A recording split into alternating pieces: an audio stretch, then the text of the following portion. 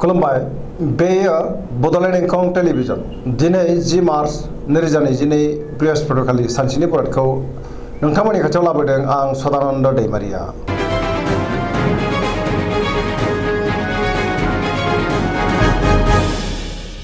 सिगां फरायनो लादों मेष राशि गिबि हांखो अ ल। दिनैनि साना जोबोर मोजां, हरखाबै बहानिफ्रायबा मोजां खौरां मोननो हागौ। जेरावबो देरहासार जानो हागोन, मावनो लानाय खामानिखौ थि समावनो आरो गोरलैयैनो मावफुंनोबो हागोन। गोसोखौ दिनै जोबोर गोजोननाय मोनगोन, देहाया मोजाङै थागोन, नाथाय अब्लाबो जानाय लोंनायाव सांग्रां जानांगोन।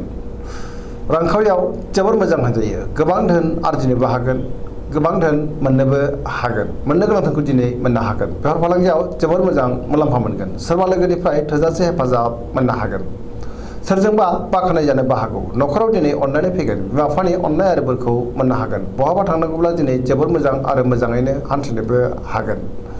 गुबुननि गोसोखौ गोरलैयैनो बोनो हागोन, गोसोनि बोलोआ बांगोन। समाजाव दिनै गोबां मान मोननो हागोन। लाइमोनफ्रा जोबोर रमान्टिक जागोन आरो बहानिफ्रायबा मोजां खौरां मोननो हागौ। गावबा गावनि गोसोनि साननायखौबो फोरमायलायनो हागोन। फरायसाफ्रा फरायनायाव गोसो दुंखांगोन आरो मोजां फिथाइ मोनगोन। पजिटिभ एनार्जिनि गोहोमबो गोग्लैगोन।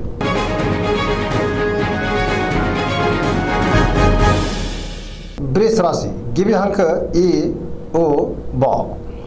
दिनैनि साना जोबोर मोजां, गोबां मोजां खाबु फैनो हागौ। गोसोखौ दिनै जोबोर गोजोननाय मोनगोन, गोसोआव गोग्गो आरो गोथों साननाय फैगोन। गोसोनि बोलोआ बांगोन, मावनो लानाय खामानिखौ थि समावनो आरो गोरलैयैनो मावफुंनोबो हागोन। समाजाव गोबां मान मोनगोन। रांखावरियाव दिनै जोबोर मोजां, गोबां धोन आरजिनोबो हागोन। बेफार फालांगियाव जोबोर मोजां मुलाम्फा मोनगोन, आयाबो बांगोन। न'खराव दिनै बिसि फिसायनि गेजेराव अननानै फैगोन, बिदा फंबायजों मोजां सोमोन्दो थागोन। देहायाबो दिनै मोजाङैनो थागोन, गुबुननि हेफाजाबखौ थोजासे मोनगोन। जायखि खामानि मावा मानो मोनफ्रोमबो खामानियावनो दिनै जाफुंसारगोन। लोगोफोरनि अनसायनाय मोनगोन, गोसोनि साननाय आरो लुबैनाया मोगथाङाव जाफुंगोन। पजिटिभ एनार्जिनि गोहोम गोग्लैगोन।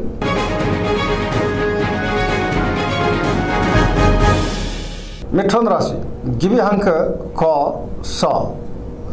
दिनैनि साना मोजां आरो गाज्रिनि गेजेरजों बाबेनलांगोन। गोसोआव जिंगा बांगोन, मोननो गोनां धोनखौ दिनै मोननो गोब्राब जागोन।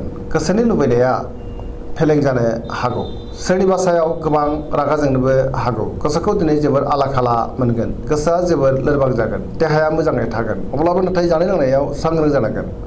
रांखावरियाव बारा मोजां नङा, नाङा फाङा खरसाया बांगोन आरो गोबां खहा जानांनोबो हागौ। बेफार फालांगियावबो मोजां नङा। न'खराव दिनै अननानै फैगोन, समाजाव मान मोनगोन, गोसोनि बोलोआ नाथाय अब्लाबो लोरबां जागोन। मावनो लानाय खामानिखौ मावफुंनो गोब्राब जागोन, सोरनिबा हेफाजाब लानांगोन, सोरजोंबा बाख्नाय जानो हागौ। गुबुनजों मोजां सोमोन्दो लाखिनो रोंगोन। लाइमोनफोरनि गोसोआ दिनै जोबोर रमान्टिक जागोन आरो गावबा गावनि गोसोनि साननायखौ फोरमायलायनोबो हागोन। फरायसाफ्रा फरायनायाव गोसो दुंखांगोन आरो मोजां फिथाइ मोनगोन।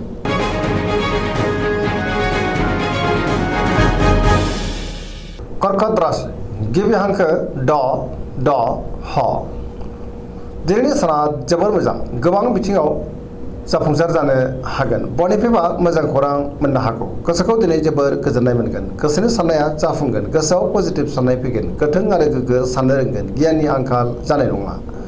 मावनो लानाय खामानिखौ थि समावनो आरो गोरलैयैनो मावफुंनोबो हागोन। रांखावरियाव जोबोर मोजां, बेफार फालांगियावबो जोबोर मोजां।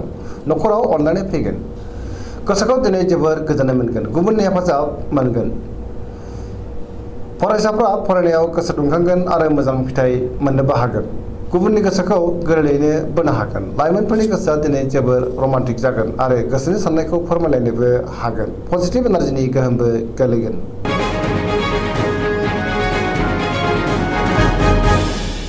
सिंह राशि गिबि हांखो म ट। दिनैनि साना जोबोर मोजां, गोसोखौ दिनै जोबोर गोजोननाय मोनगोन। समाजाव गोबां मान मोनगोन, बयजोंबो गोरोबनो रोंगोन, गोसोआव गोग्गो आरो गोथों साननाय फैगोन, पजिटिभ साननो रोंगोन। गोबां मोजां खाबु फैनोबो हागौ। मावनो लानाय खामानिखौ थि समावनो आरो गोरलैयैनो मावफुंनोबो हागोन। सोरबा लोगोनिफ्राय हेफाजाब मोनगोन, बहाबा दावबायहैनो खाबु मोनगोन। रांखावरियाव दिनै जोबोर मोजां, मोननो गोनां धोनखौ मोननो हागोन आरो धोनखौबो दोनथुमनो हागोन। बेफार फालांगियाव जोबोर मोजां मुलाम्फा मोनगोन। गोसोनि साननायखौ दिनै गुबुननो फोरमायनोबो हागोन। न'खराव बिसि फिसानि गेजेराव अनलायनाय फैगोन। गुबुननि गोसोखौ गोरलैयैनो बोनो हागोन। देहाया मोजाङैनो थागोन। अब्लाबो नाथाय जानाय लोंनायाव सांग्रां जानांगोन। गुबुननि थाखाय गोबां मोजां खामानि मावनानै होनोबो हागोन। पजिटिभ एनार्जिनि गोहोम गोग्लैगोन। लाइमोनफोरा जोबोर रमान्टिक जागोन।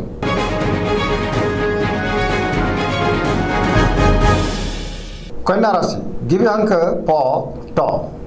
दिनैनि साना मोजां आरो गाज्रिनि गेजेरजों बाबेनलांगोन। गोसोआव नेगेटिभ साननाय फैनो हागौ। गोथों आरो गोग्गो साननो रोंनाय नङा। गियाननि आंखाल जानो हागौ। रांखावरियाव जोबोर मोजां। गोबां धोन आरजिनोबो हागोन। नाथाय अब्लाबो खरसायाबो बांगोन। बेफार फालांगियाव जोबोर मोजां। देहायाबो मोजाङैनो थागोन। गोबां मुंदांखा सुबुंजों लोगो मोनज्लायनो हागौ। न'खराव अनलायनाय फैगोन। गोबां खामानियाव मुखुबबो थालांनो हागौ। सोरजोंबा नाथाय रायखोमा जानो हागौ। सांग्रां जानाया गाहाम। गोसोखौ जोबोर उसुखुथु मोनगोन। नेगेटिभ एनार्जिनि गोहोमबो गोग्लैनो हागौ। गुबुननि थाखाय नाङा फाङा जेंनायाव गोग्लैनो नांनोबो हागौ। सांग्रां जानाया गाहाम।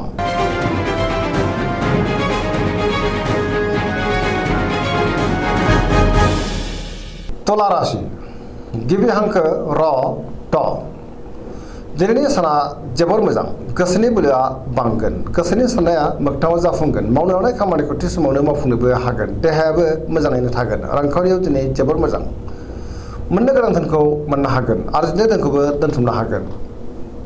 नाथाय अब्लाबो खरसायाबो बांगोन। न'खराव बिसि फिसानि गेजेराव अनलायनाय फैगोन। समाजाव मान मोनगोन। बेफार फालांगियाव मोजां मुलाम्फा मोननो हागोन। गुबुननि गोसोखौ गोरलैयैनो बोनो हागोन। लोगोफोरनि हेफाजाबखौ थोजासे मोनगोन। माबा मोनसे बेसेन गोसा मुवा मोननो हागौ। बहानिफ्रायबा मोजां खौरां फैनोबो हागौ।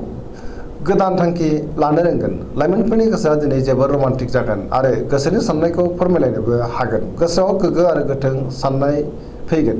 पजिटिभ एनार्जिनि गोहोमबो गोग्लैगोन।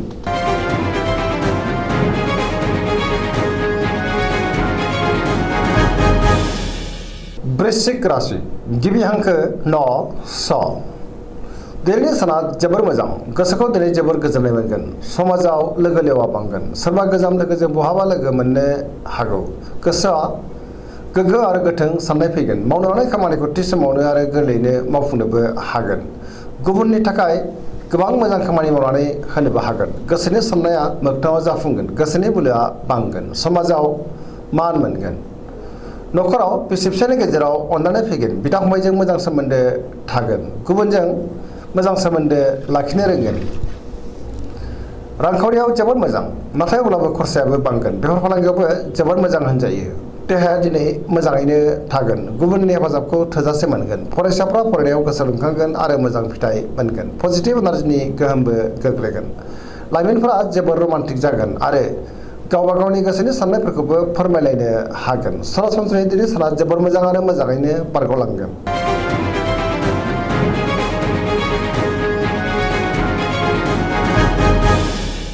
धनु राशि गिबि हांखो ध फ भ।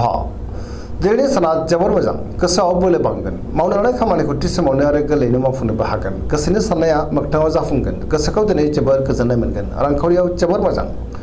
मोननो गोनां धोनखौ मोननो हागोन। आरजिनाय धोनखौ दोनथुमनो हागोन। बेफार फालांगियाव जोबोर मोजां मुलाम्फा मोनगोन। आयआबो बांगोन। समाजाव गोबां मान मोननो हागोन। न'खराव दिनै जोबोर खुसि जागोन। देहाया मोजाङैनो थागोन। बिदा फंबायनि हेफाजाबखौ मोननो हागोन। बहानिफ्रायबा मोजां खौरां फैनोबो हागौ। लाइमोनफोरनि गोसोआ दिनै जोबोर रमान्टिक जागोन आरो गोसोनि साननायखौ फोरमायलायनोबो हागोन। फरायसाफ्रा फरायनायाव गोसो दुंखांगोन आरो मोजां फिथाइ मोननोबो हागोन।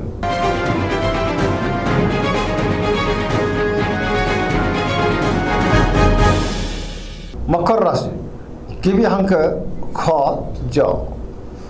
दिनैनि साना मोजां आरो गाज्रिनि गेजेरजों बाबेनलांगोन। गोसोखौ जोबोर उसुखुथु मोनगोन। गुबुननि थाखाय नाङा फाङा जेंनायाव गोग्लैनांनो हागौ। गोबां रोखोमनि जेंनाजों मोगा मोगि जानांनोबो हागौ। गुबुनखौ मान होनो रोंनाय नङा। गोसोनि साननाया देबार नांगोन। सिगांनि बबेबा आद्रा खामानिखौ दिनै मावफुंनो हागोन। नाथाय अब्लाबो गोरोन्थिबो जानो हागौ। रांखावरियाव मोजां। आयआबो बांगोन। नाथाय अब्लाबो खरसायाबो बांगोन। बेफार फालांगियावबो मोजां होनजायो। गुबुनजों मोजां सोमोन्दो लाखिनो रोंनाय नङा। सोरनिबा सायाव गोबां रागा जोंफ्लांनोबो हागौ। गोसोखौ हमथानाया गाहाम। सोरनिबा गाज्रि नोजोर नांनोबो हागौ। न'खराव दिनै अननानै फैगोन। लाइमोनफोरनि गोसोआ दिनै जोबोर आला खाला जागोन। फरायसाफ्रा फरायनायाव गोसो दुंखांगोन आरो मोजां फिथाइ मोननो हागोन।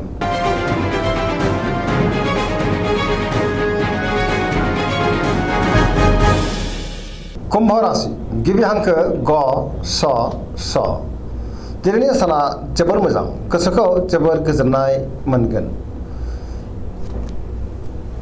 गोसोनि साननाया मोगथाङाव जाफुंगोन। मावनो लानाय खामानिखौ थि समावनो मावफुंनो हागोन। बहानिफ्रायबा मोजां खौरां फैनो हागौ। समाजाव गोबां मान मोनगोन। गोबां मुंदांखा सुबुंजों दिनै लोगो मोनज्लायनो हागौ। रांखावरियाव जोबोर मोजां। बहानिफ्रायबा गोबां धोन मोननो हागोन। बेफार फालांगियावबो जोबोर मोजां होनजायो। देहाया मोजाङैनो थागोन। न'खराव अननानै फैगोन। गुबुननि हेफाजाबखौ मोननो हागोन। बिमा बिफानि अननाय आरो बोरखौ मोनगोन। बहाबा दावबायहैनो खाबु मोननो हागौ। नाथाय अब्लाबो सांग्रां जानांगोन।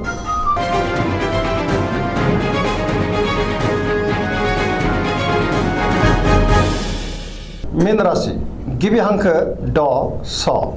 दिनैनि साना जोबोर मोजां, गोसोखौ दिनै जोबोर गोजोननाय मोनगोन। गोसोआव गोग्गो साननाय फैगोन। पजिटिभ साननो रोंगोन। गोबां मोजां खाबु फैनोबो हागौ। गोसोनि साननाया जाफुंगोन। गावनि गोसोनि साननायखौ दिनै गुबुननो फोरमायनोबो हागोन। देहाया मोजाङै थागोन। अब्लाबो नाथाय जानाय लोंनायाव सांग्रां जानांगोन।